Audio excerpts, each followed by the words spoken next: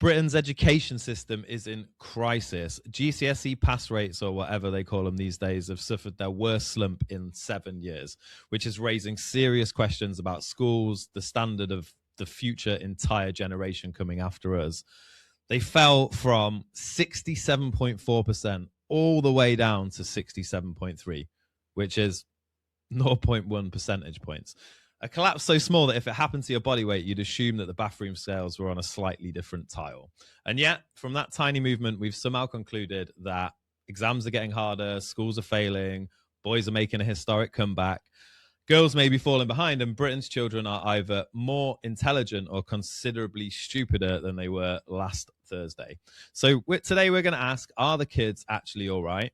Although, if we look at the adults reporting on them, that may not be exactly where the problem is. So, Adam, did you get any GCSEs? 1.5. Nice. Was one of them a GMVQ? Yeah, it was, yeah. a generally not very qualified. Yeah, and a couple of them had spelled my name wrong on the actual exam, and so, yeah, but got an F. But it's just one of those things, really. You can't have everything in life. Haven't they gone mental now and changed it so that you get you don't get an A star anymore because that's offensive to people? So now it's numbers. Oh, right. I don't know. How is an A star offensive? Because to me, it would be well, I've done really well. I've got an A star. Wicked. You didn't try, so you got a C, or is it does the star symbolize something? Yeah, I think probably it's that people worked out if they had A's on their GCSEs, it was really easy to go in and forge a little star next to it. Because changing a C to a B, you need some pretty solid calligraphy skills to do that. Right. It's you really need to be, catch me if you can level check forgery sort of dude. And if you get a C in one of your GCSEs, you're probably too thick to get to that level of being able to change stuff. I mean, that's quite a bold statement. Yeah, I was average all the way through. But yeah, I think maybe it's that. But no, I heard it was something about the way that it made people feel in the difference between an A and an A star. So now it's an A is a 4, a C is a 7, and a 9 means, your parents are paying for you to do extra tuition at the cost of the middle child that nobody loves. Right. It sounds like a good home life in a stable family environment. Yeah, I actually think that it's a good case for funding the education system less, because clearly over the years, the education system has been funded less and less and less, and the teachers are getting less well paid comparatively than they were. And yet we're only losing 0.1% on the overall score. So I think that's good value to just keep cutting. Yeah, just keep on defunding it more and more, spend the money on something else. And I mean, yeah, if you lose 0.1% each year, that's pretty good. It'll take a long time before we're in real difficulties. Yeah, exactly. Has anyone ever asked to see your 1.5 GCSEs? I've never needed them for any job that I've gone for. Yeah, never. And especially later as you go on down the line, it seems like no employers are interested whatsoever. It seems like GCSEs might be useful if you leave education at 16 and you go for a job. Maybe in the interview they'll ask to see them. And I guess maybe A levels are the same if you go for a job when you're 18 or 19. But really, it doesn't seem like past a certain point, people really care in terms of employers. And I guess that's the thing with this weird idea about everyone going to university and getting a degree as well. Really, all the degree does, and that's after, well, I mean, it depends, but it could be after 21, 22 years of education, whatever it may be. All that degree does is get you your first job. And that's Yeah. what all that money was paid to do, get you that first job. Once you're in that job, no one cares what qualifications you've got. They care about who you worked for before and what they say about you and what you did in that role. And Which, you can't even leave school at 16 anymore. You got to stay in education till you're 18 anyway. So it becomes even more of a crazy thing. Like, I mean, it gives the journalists, you know, a field day, right? If the results go up, it's like, oh, exams are becoming too easy. If they fall, it's, the schools are failing our children. If they're level, it's like, British education stagnating. If boys improve, it's like, wow, what's wrong with the girls? And if the girls improve, it's like, the boys are being left behind.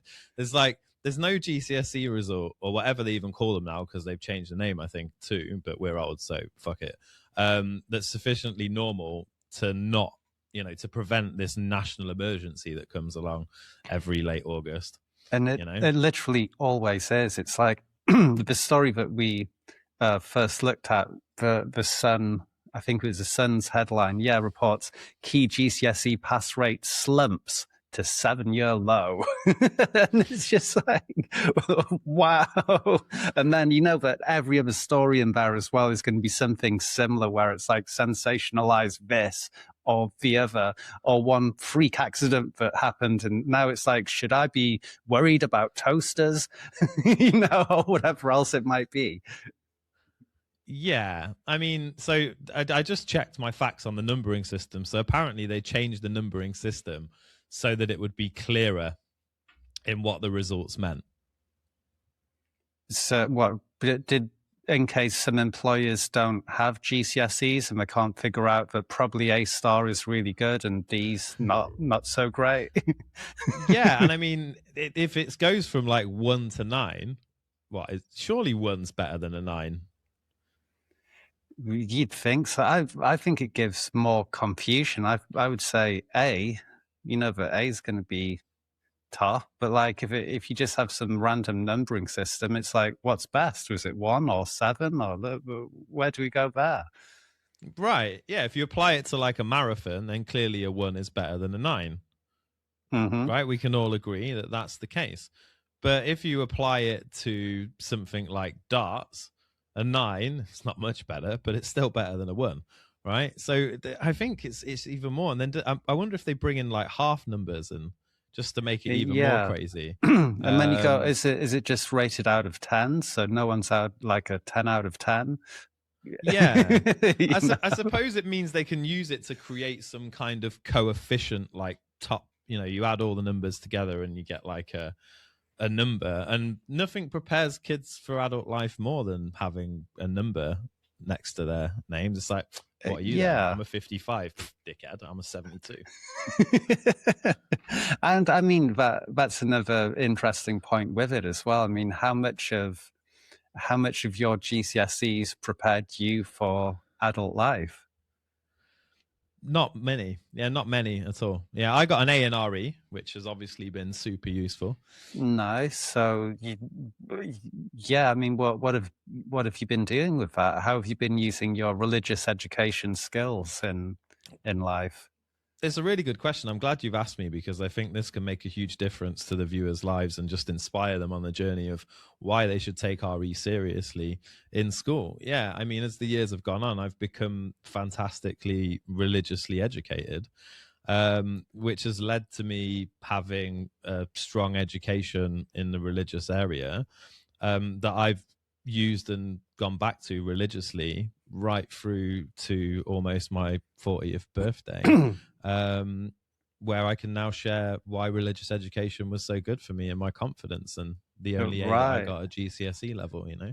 And have you adopted a few of those religions as well? You know, have like, I don't know, have like kosher Tuesdays, halal Thursdays, fish Fridays, like in the Christian Catholic tradition.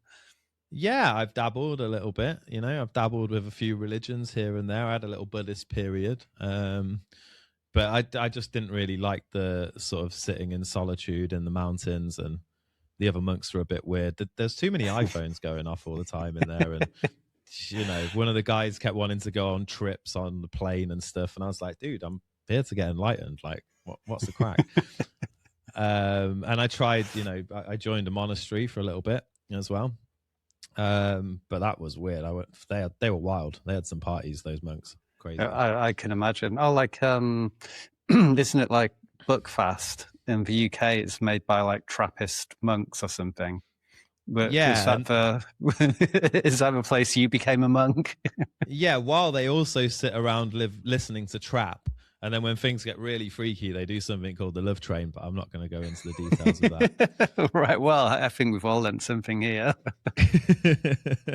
And all of it good. So yeah, and do you know what? The REA was the thing that led me on that journey. So I'll be forever thankful for it. I'm glad I spent more time studying that than I did mathematics or any of these other things. Well, I also got a B in French. Ah, très bien. Come on. Oh wait, no, that's confusing. I realize my brain is not clever enough to hold more than one extra language. So more than one language. Sometimes not more. Even that. Unless it's related to ordering a pint of beer, in which case I know about 5. Which is interesting, actually. One of the few times that I've used what I learned from GCSE math in real life was ordering a pizza one time. It was one price to have, I think it was like 2 10-inch pizzas, but then another price to get like a big 16-inch pizza. And so what I did is like worked out the actual area of the 2 pizzas and for 1 pizza, and then I knew which one was the best deal. And I think that's the most useful application of GCSE maths. You've blown my mind. Yeah. I see you in a totally different light. I never had you as a learned man. You know, I knew you were a man of culture and art, but I didn't know you had such a depth of mathematical capability. And next time I'm shopping for, carbohydrate-based fast foods, I'm going to give you a call if that's all right. You definitely should do. Yeah. Just thinking, do you remember when you probably had the same thing as me, but when I was in school and in maths lessons, the teacher would be like, oh, well, you've got to learn to like work it out and be able to do it for yourself because you won't always be walking around with a calculator in your pocket. And then it's like, but that didn't really, now everyone's walking around with like a computer with ChatGPT and everything else in the pocket. Just didn't really. Mr. Polsom, you look like a dickhead now, don't you, mate? Mr. Polsom used to say that to us. Who's laughing now? Who's laughing now? I can answer everything with ChatGPT now. I don't need your mathematics. Stick it where there's, go and work that out with a pencil. That's there's a joke in that somewhere. What did the constipated mathematician do? Oh, I love it. Go on. He worked it out with a pencil. And there you go. And that's the usefulness of mathematics. Ladies and gentlemen, I don't think we can end on a higher note than the dad joke that Adam just shared. So we're gonna end this episode here. But tell us in the comments, did your GCSEs ever do anything for you?